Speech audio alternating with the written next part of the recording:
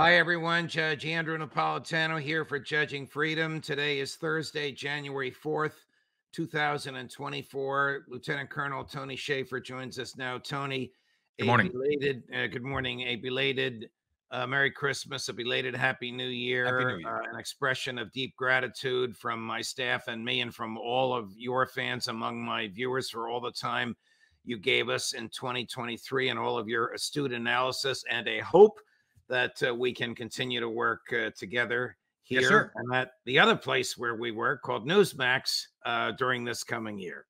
Yes, sir. Well, I look Great. forward to working with you, and I appreciate your ever direct approach to the world from a fact-based, not an emotional-based perspective. And I appreciated it since I've met you, and I appreciate that as a friend and as a colleague who's Well, we have helped me educated straight each too. other. So, You've educated me in military and intelligence, and I've talked to you a lot about the Constitution. And indeed, and our viewers should know that you are a candidate for, is it county commissioner?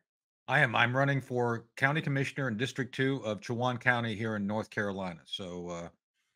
I am the Republican candidate. There was no other Republicans that showed up, so I've got a general in November of this year. So Well, best of luck to thank you, you, and I'm sure a lot of our viewers share that wish. Okay, thank on you. to our work today.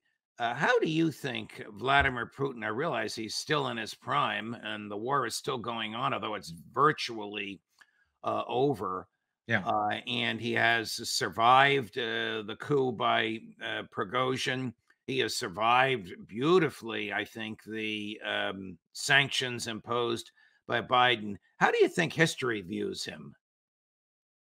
Well, it depends on which history you're referring to, because at this point, I think the history of the Russian Republic is distinct and different from the Western perspective on history. You and I were mentioning Jack Devine as we were getting ready to come on. Certain folks in the West will still not acknowledge specific and indisputable facts relating to the return of prominence of the Russian Republic. It is what it is, and the fact that we have experts such as Jack and others in the mainstream media who simply cannot acknowledge that Putin has done what he set out to do. That basically that there are grievances which Putin has stated going back to the early 2000s that he chose not to act on until about 6 7 years ago, and that when they started pushing back, the West simply ignored Putin and said he was a madman, he was a an aggressor, and all these other things. And it's like so the Western perspective on Putin is not actually what the Russian people or those following Russia. Well, I don't even say they're loyal to Russia. I think that those who are objective regarding Russia and its direction will write about history. Putin is a strong man. I've said this. I am no fan of Putin. Putin started off as a KGB guy in service to the Soviet Union. We fought a war to of Cold War as it was to defeat the Soviets. We did. We won. We beat them. And now all these years later, without regard to agreements made in the 90s, nor the fact that the Russians have said over and over again that there's a need to maintain some level of security because there is a history of Russia being invaded. I don't have the list in front of me, but I often have it, and I go through and talk about those events which inculcated in the Russian soul and the collective soul a belief that they are vulnerable. It is what it is. You can't you can't just simply declare the Russian culture to be insane. You cannot just say, "Oh, we don't agree with you, therefore we're going to trouble you." But that's what the West has done. So this is a difficult question to ask because answer because the Western Understood. perspective and Russian perspective are completely different regarding Putin. Why do you think that the neocons, the Biden administration, the Lindsey Grahams, even the late John McCain, why do you think they hated him and despise him Well, that I don't hate get. and hate all things Russian? So I'm This is not the Soviet Union of the Nixon era. well, that This is was my not sec Joe Stalin. yeah. No, this is where I don't get it because even if you don't like Putin, it doesn't mean you shouldn't deal with him. I believe we should have a good relationship with Putin. I know Right. this sounds contradictory, but it's not. Simply because someone is a thug who runs a country a certain way that is, by the way, accepted by their culture. They culturally accept him. It's not my judge to judge. It's not my job to judge them on what they, the Russians, believe is in their best interest. It's not my job. If Amen. they think that they love Putin, God bless them. Go love Putin. I don't. I don't care. Not my deal. But the issue becomes why does the neocons wish to actually, in my judgment, interfere within the inner workings of the Russian Republic? Why are they interested in trying? What's your best take on that question? The neocons have always had this odd combination of totalitarianism and a thirst for conquest. It's almost like they've read the book 1984 and recognized that a permanent state of war would benefit their political aspirations. And it seems to me that poking the Russian bear, literally and figuratively in this case, has given them what they want: some level of authority and power that allows them to use essentially military conflict and international friction as a tool to maintain their political influence. Because that's what it does for them. If you just sit back and look at what it does for them, for the neocons, this gives them relevance and purpose in life to basically be a bully. They are the political bullies of today's political landscape. They are. I mean, I just if you analyze, if you look at a high school bully, Judge, and you look at what they do, it's like I think it's almost the same thing. Got it. They're Got it. all, Got it. and so I think that's why they do it, because they're a bunch of bullies who have no other purpose in life except to trouble those people around them and those institutions that will give them power. So The other day, we interviewed Scott Ritter from Moscow, and he had a colleague with him, a fellow who's a financial guy, investor, builder, developer, but also an official in a regional government, yeah, part-time official. And we had a translator, and this fellow Alexander answered pretty directly the questions that I put to him. And there were two takeaways. One is Putin is immensely popular. You're talking about 82 to absolutely 86% approval rating. right.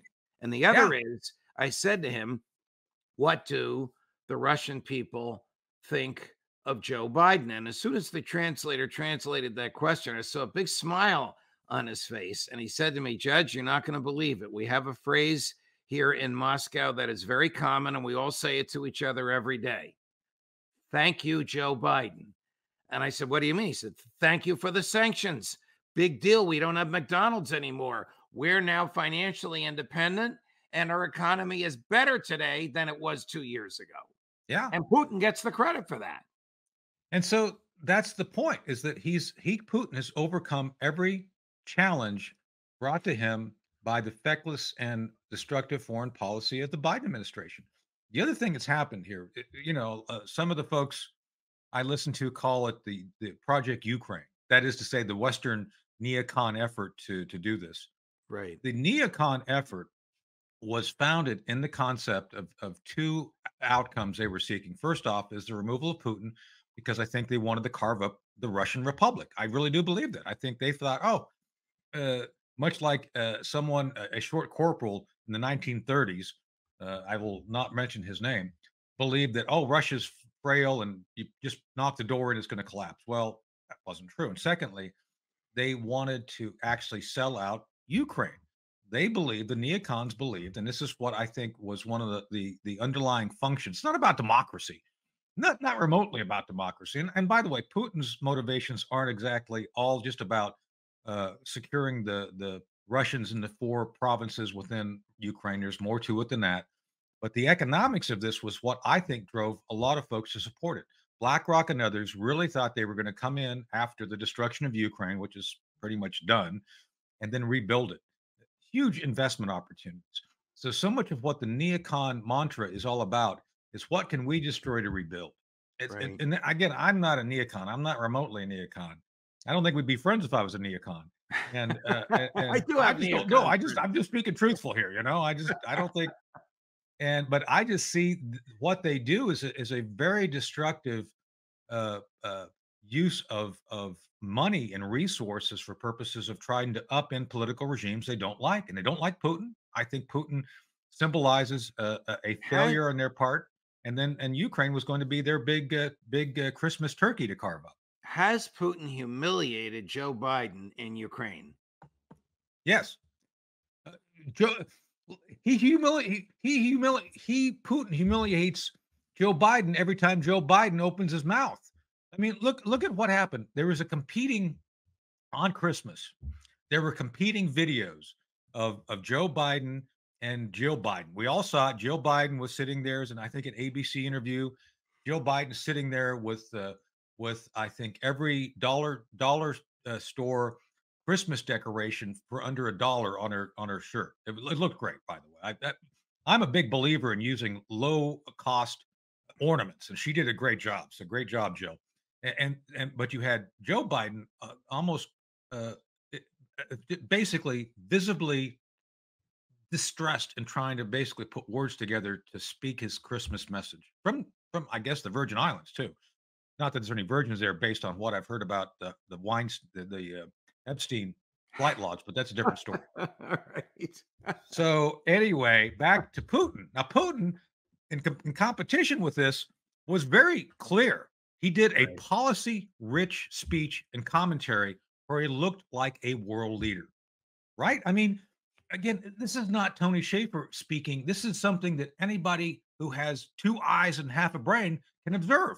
Correct. So I'm just saying that that Joe Biden has self-inflicted the the damage to his image, and Putin simply just stands there and speaks, and he looks good because Biden looks so bad. Okay. Do you think that it's the last question about Ukraine? Do you think the Yeah, neocons have recognized their failure in no. Ukraine and now want to divert our attention to Gaza and other events, China, whatever other international flashpoints there may be, because they don't want us dwelling on the $100 billion we wasted and the 500,000 young men now gone and the 10 million Ukrainian refugees looking for a place to sleep in Europe.